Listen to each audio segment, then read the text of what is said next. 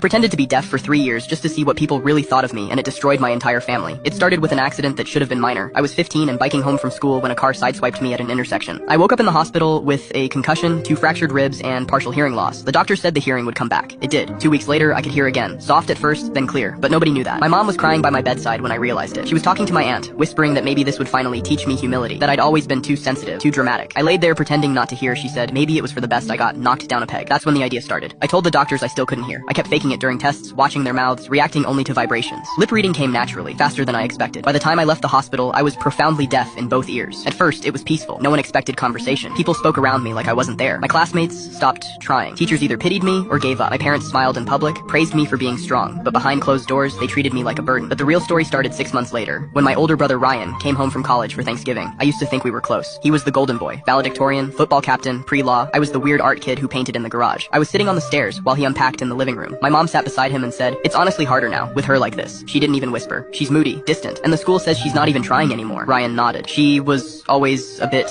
off. Maybe it's not the hearing. Maybe it's just her. That night, I cried so hard I almost blew the whole act, but I didn't. Instead, I leaned in harder, stopped reacting to doorbells, wrote notes instead of speaking, memorized how my friends' lips moved so I could track every conversation. I told people I didn't want a cochlear implant, that I was embracing deaf culture. They praised me, and they forgot I was there. My best friend, Mel, told our other friend Hannah that hanging out with me felt like babysitting now. Said it was exhausting being my translator in public. Called me an attention leech. My math teacher said in the break room he was glad I'd shut up for once. Another teacher laughed and said maybe I was faking it for sympathy. They had no idea I was just around the corner, waiting for my interpreter. But nothing compared to what I heard from my dad. It was my birthday. I was turning 16. No party, just a cake after dinner. I was sitting on the back porch when I heard him say, "I don't know if she's going to make it, Anne. She's not normal. She doesn't laugh anymore, doesn't try. Sometimes I wish." He didn't finish. Mom replied, "Maybe we send her to that residential program. You know, the one for disabled teens. Might be better for everyone." I knew what they meant. They were tired of me, so I made a plan. I started recording things. First with an old phone hidden in my jacket, then a smartwatch I saved up for and bought used. I had hours of footage. Teachers, friends, family, all saying things they'd never say if they knew I could hear. I kept up the act through senior year. Prom came and went. No date, no invites. I pretended not to care, but I watched from the stairs as Ryan told my mom he was glad I wasn't going. Said it would have ruined the vibe. And Emma, my cousin Emma, who used to braid my hair at sleepovers, told her mom she didn't want to room with the sad deaf girl at the family reunion. I started to believe them. That maybe I was a burden. That maybe I deserved their pity, until something changed. My art teacher, Mr. Carlton, stopped me after class one day, wrote a note that said, "You draw like you're screaming." I smiled politely, ready to walk away. Then he leaned in and said, "But I don't think you're as silent as you pretend to be." My heart stopped. He handed me a book on body language and another on American Sign Language linguistics. If you're hiding something, make sure it's worth it. That night, I went through every recording I had. Every insult, every betrayal, every little piece of their real thoughts, and I cried. Not because they'd said those things, but because I'd let it change me. Graduation came, I walked the stage, silent, still deaf, still pretending, but I had one more act. My parents threw me a party. Small, mostly family. I sat quietly while they told everyone how proud they were, how I'd persevered. My mom even teared up giving a toast. That's when I stood up. I clinked my glass with a fork. Everyone turned. "I can hear you," I said, out loud, clearly. Aunt Joan dropped her plate.